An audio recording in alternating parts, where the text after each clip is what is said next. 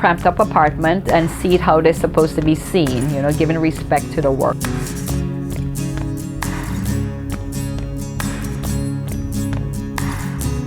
The dresses, it looks like butterflies, like a butterfly pattern, and it was from the mask that I use, a little Halloween mask from my grandchild, and I decided to cut the pieces out and, you know, leave the form of the skin to hang down and cut it, and you see the piece, so it gives something like a butterfly.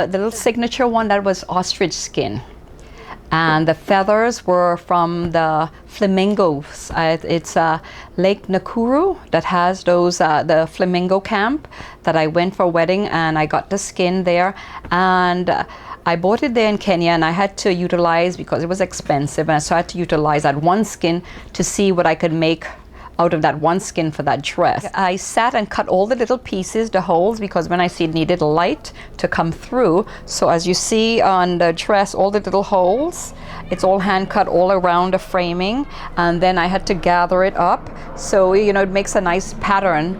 So, you know, I will sit back and see, oh, well, I should do that, you know, or what will really look nice on someone. I always think, you know, I see myself maybe 19 or 20 years old until I look in the mirror. Reality check. Don't you dare forgive me what lies beneath my shoe. You don't know me, but I'm not shy. My footprint is on you, and there's no the one which I really love, it's a green one with flowers, because it really took me a lot of time. And all the back, you know, I have I took all the scraps from others to make the pattern on that. So I just sit down and I cut pieces, and I said, oh wow, let me just see how it looks on that, and then I will stitch it and see and how it flows, you know. I will look and see how, you know, all around. What movement it has, and the design, how it goes. So it looks like if it's like petals, and you know, the flower at the back and all the little fine detail, the colors, I think works well. And then also it looks like if it's part of a tree, how it goes up, you know, like a tree limb, the limbs or whatever. And I put little touches of bead work on it. But I can't do too much beading now, because the difficult part about beading is threading that needle.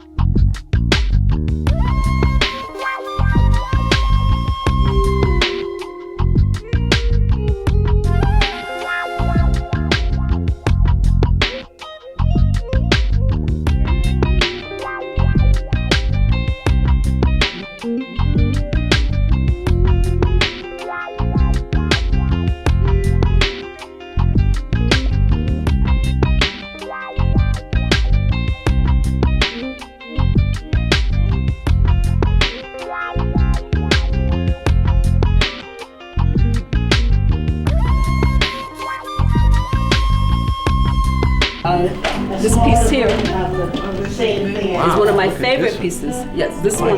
This is Mother, Mai in Brazilian.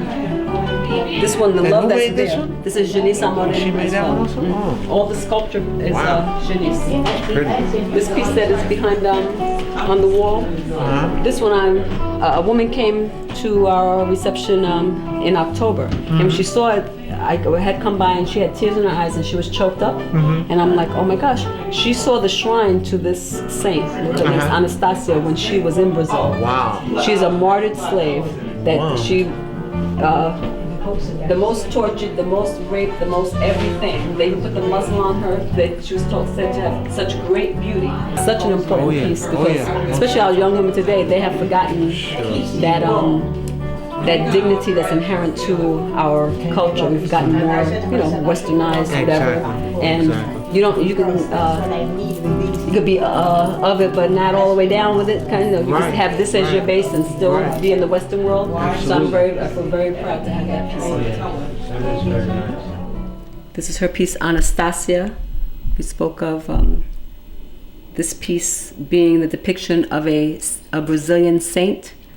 She was a martyred slave. Even though they muzzled her, tortured, beat, raped, everything you can name, she always held her head high. She always just had the sense of who she was, never lost her dignity. And for that reason, when she died, she was revered as a saint. She has a shrine in Bahia, and it's said that she grants cures, miracles, and graces to those who come to pray to her or bring her flowers and candles. And this is the artist Janice Amorim with her piece Mai, which means mother. Calabar Imports has a companion magazine. One of the issues of the Calabar Magazine was dedicated to Obama. It was focused on Barack Obama, but it was also the issue that circulated at the International African Arts Festival that happens in July. The major reason we looked at Barack Obama, I think everybody seemed to have finally joined the bandwagon over the last couple of months, was we really, over the year, got a sense that Barack Obama was really capturing the essence of what it meant to be a leader. I was hearing young people, meaning people under 12-year-old, have more facial recognition, more name recognition of this person who was going to run for one of the biggest offices in the world, in the country and the world. And I hadn't heard that ever from any other politician. I'm not of the generation where Martin Luther King was alive, So this was, in a sense, our Martin Luther King. He was not, marching for civil rights, but in a sense, this was the reward of that generation, that somebody was coming to, in a sense, motivate young black people. If you have really understood the movement around him, it started with kids telling their parents, pay attention to him. Okay?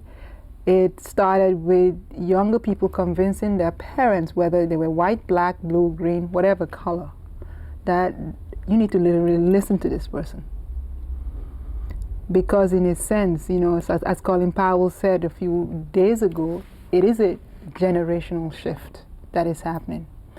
And when we started to conceive of this particular issue, the goal was to reach out to a broad range of people. And from the 7-year-old who actually wrote a little, paragraph about what inspires her, to a 60-year-old who lives in California who says, you know what, it's time to pay attention. It's time for us as a generation to really look at where we want to go. Not where we've really been alone, where we are now, and where we will be.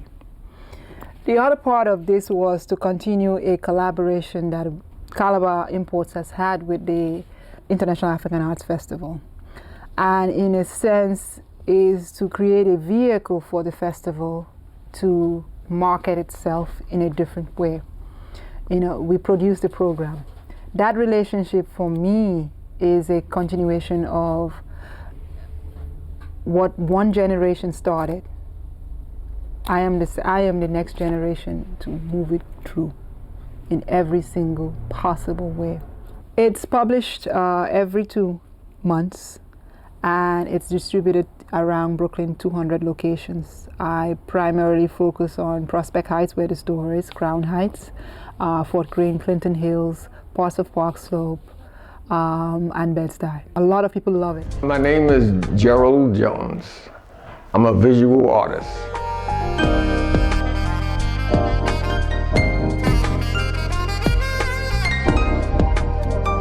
These particular paintings is, I would say, is somewhat of my life philosophy, because I'm a heavy believer in spirituality.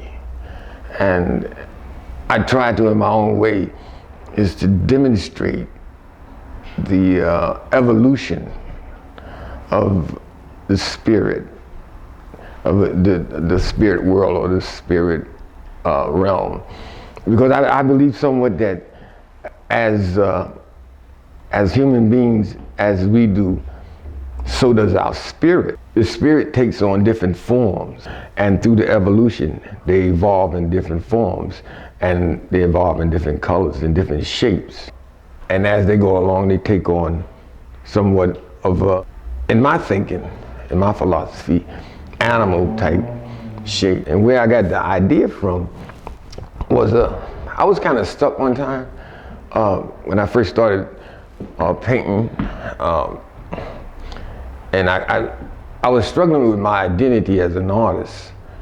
And I was talking to a group of artists on 125th Street, and I think it was Park Avenue, I'll never forget it.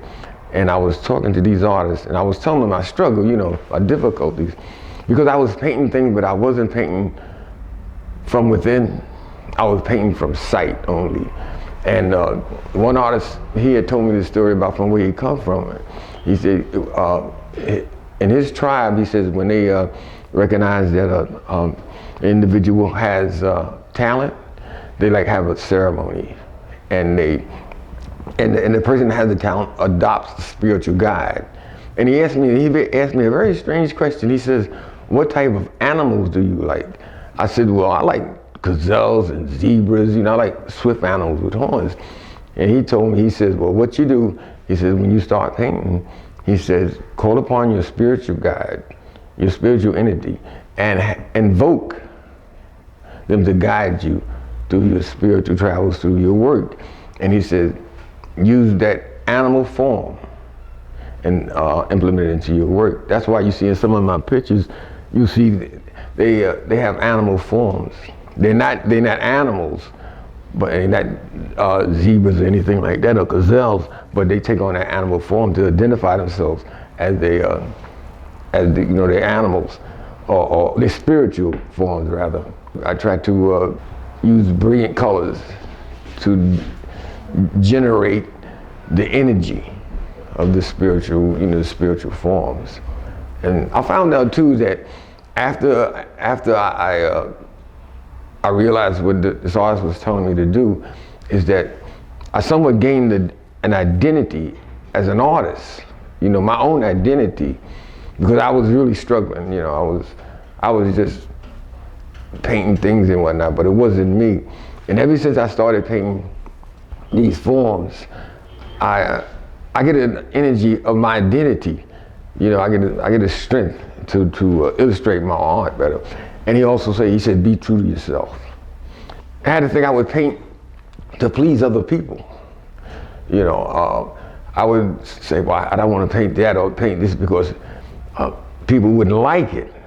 But he also told me, and the other artist told me, he says, no matter what you paint, be true to yourself.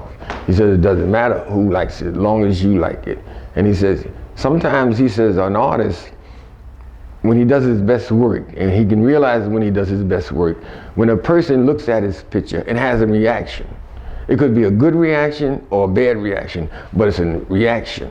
And he says, by having that reaction, the artist knows that he did his work.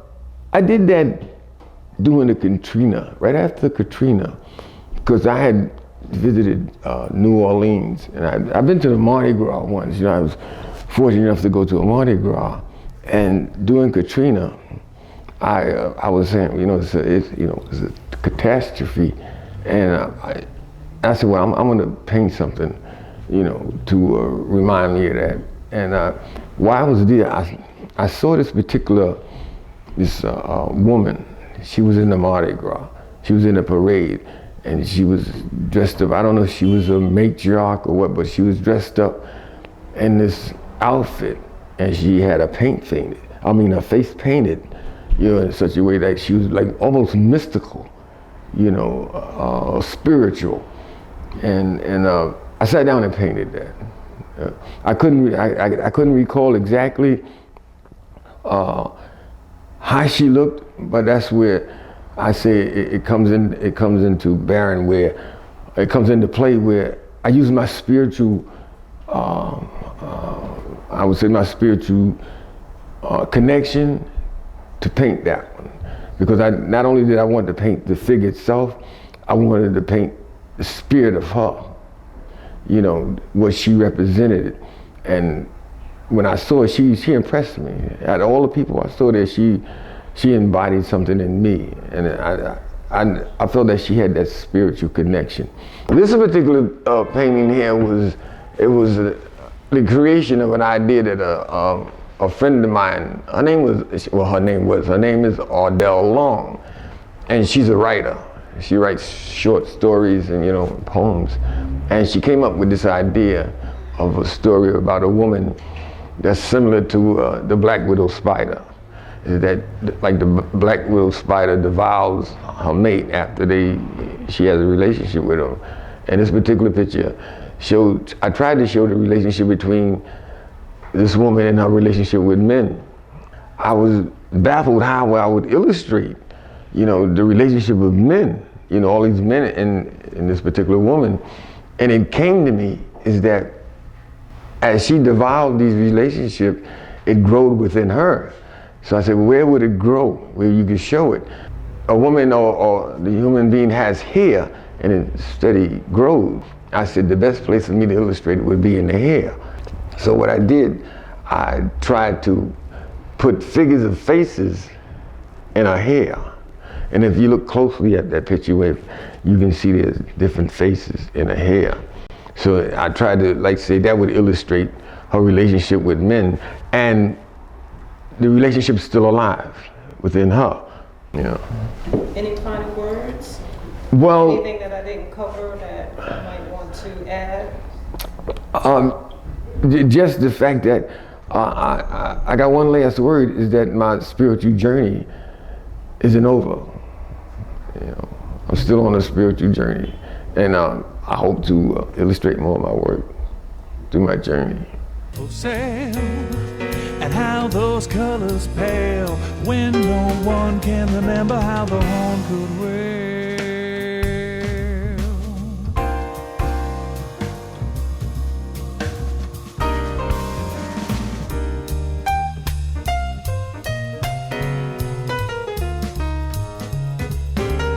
Hi, my name is Kennis Baptise. Welcome to the TRA Gallery. TRA means the Rising Arts Gallery. Our first show is called Represent Brooklyn. It features 35 artists from different parts of Brooklyn. Now, the main purpose of Represent Brooklyn is to create a networking environment for the artists, Brooklyn art organizations, and the community. This was an idea I had for a while. I realized a lot of the Brooklyn art organizations are not aware of each other, and wanted to create an environment where the artists who are members of these organizations can get together and actually learn about the other art organizations, and also the members who belong to the art organizations. That way, in case one artist might be interested in joining the other artists once they find out more about them.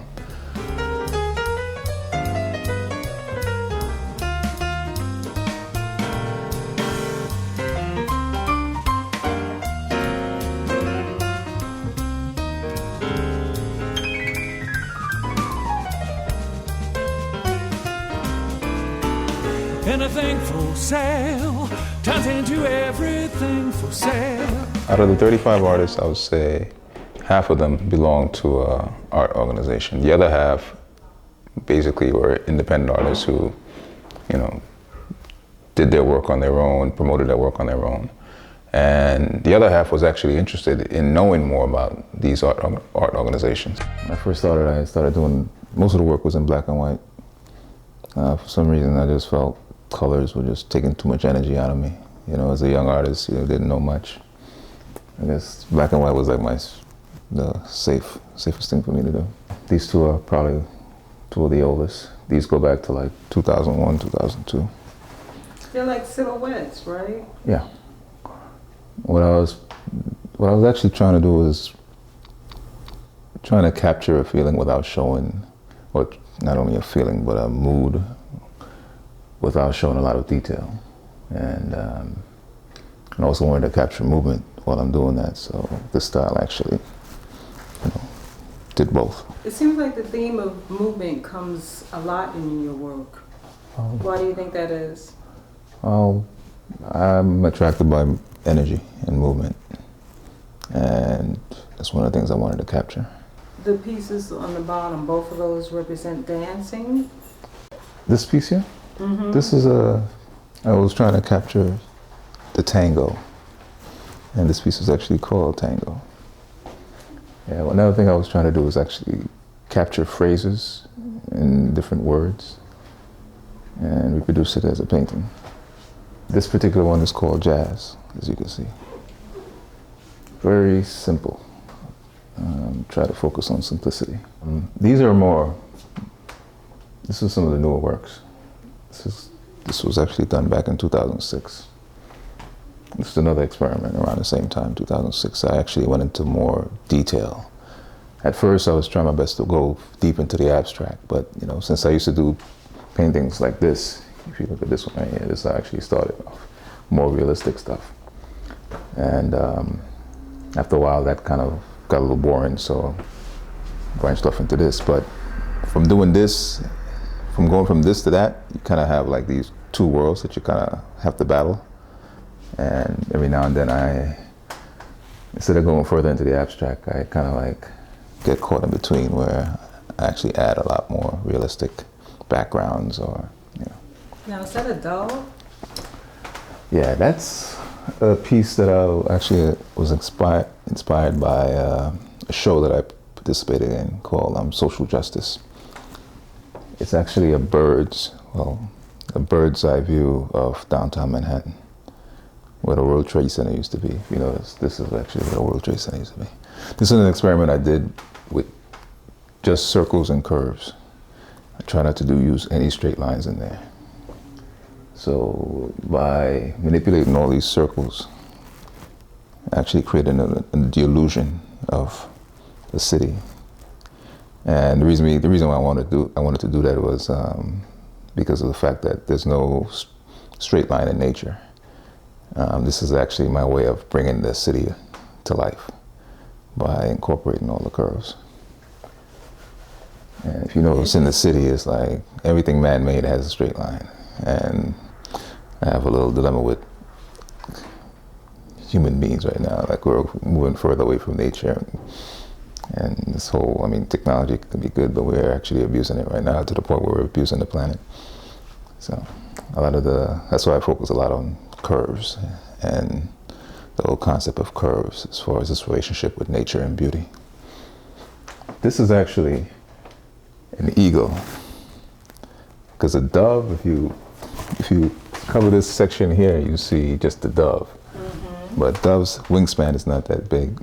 So this is my interpretation of an eagle, and the eagle represents good old USA, United States of America.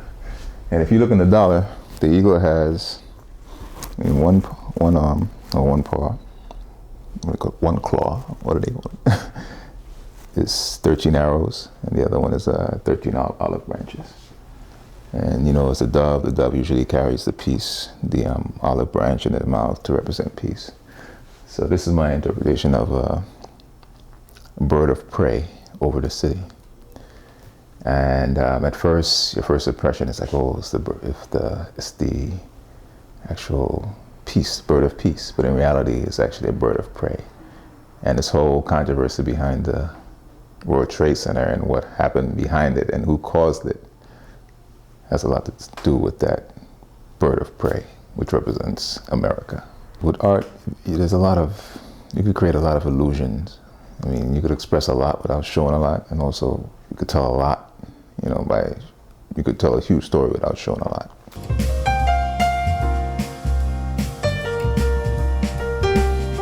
I saw little boys dancing, wearing daddy shoes, in rhythms you won't find on any maps. That old slate sidewalk has been slowly chipped away, but the sparks still fly from those Bourbon Street taps.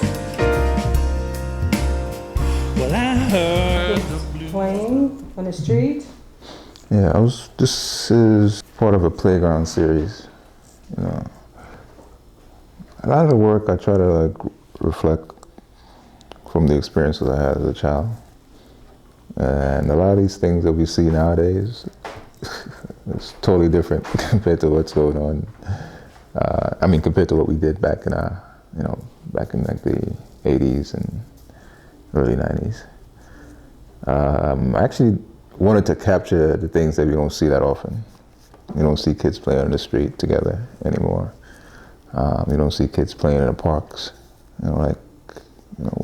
it's like we used to. There's certain things in the park that you won't see, like, for example, monkey bars or seesaws, merry-go-rounds, all those stuff were taken away. I mean, I don't know about places outside of New York, but in New York, they got rid of all of those. I remember playing in the street. Yeah, playing in the street, playing with chalks. I mean, you don't see that too much. I mean, the city it's gotten so dangerous, Well, I heard the blues blow from a funeral parade, all parasols and feathers in their caps.